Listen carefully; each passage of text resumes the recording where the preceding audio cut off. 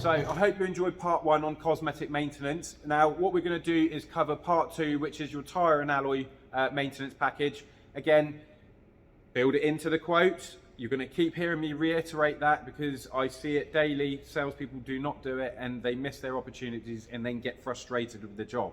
So if you do the job correctly, you shouldn't be in those scenarios. You know, obviously it does depend on the characters you deal with and not everybody's going to take everything, but as long as you've done your best, at least you can walk away from the deal and say, well, I did my best, and the customer understands everything that they're being spoken to about. Now we're going to cover the tyre and alloy video. The tyre and alloy maintenance package for us costs around about the £400 mark. Now this covers you for 3 years.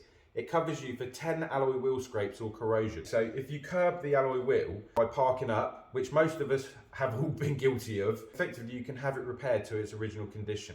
This doesn't cover cracked alloy wheels. This is for the surface of the alloy. You can do that 10 times with our policy. This is a diamond cut wheel. In effect, these are more expensive to repair than a traditional normal alloy. However, you're still going to be looking in the region of £150 for one alloy wheel repair, I would say. So you're covered for 10 alloy wheel scrapes over 3 years. That's a pretty good cover. And as I mentioned to you, it also covers you for corrosion as well. So the thing is, if you do curb the wheel, eventually corrosion will set in because moisture is going to get in behind the paintwork.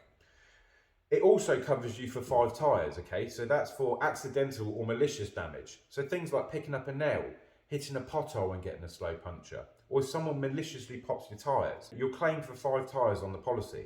Now, with us, we're partnered in with a nationwide tyre company as well, because we are based in the south as a dealership, so you know your policies will have their own parameters, but you need to explain these to the customer. And each time I do that, I make sure that I let the people know. For example, ours is partnered in with QuickFit.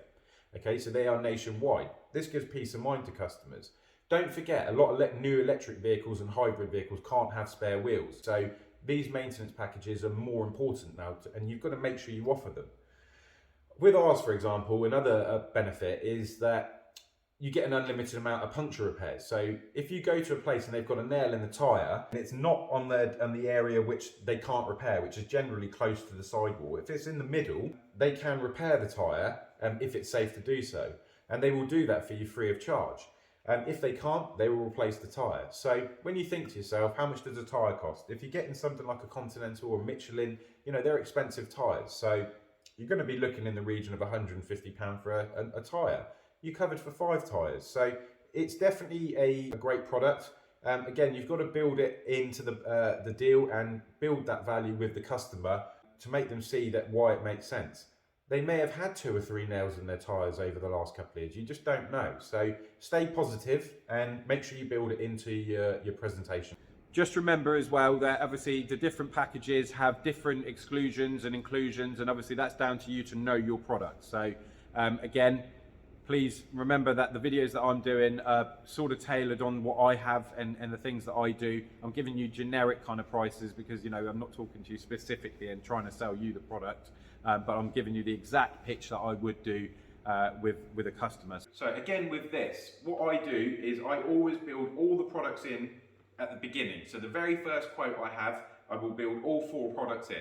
There's a reason for this, because it's easier to go backwards on a price than it is to go forwards. If I come and present a price to you of £300 a month and then start talking to you about a price of sort of £340 in about 10 minutes when you build the products in, it's never going to sit well with a customer. You want to start the other way around. You want to start with everything in, get rid of any sort of negative ideas you have in your own mind about why they don't want to buy a product. Don't create your own walls. Let the customer give you the objections if they have an objection. Remember, you've got a job to present these products to the customer.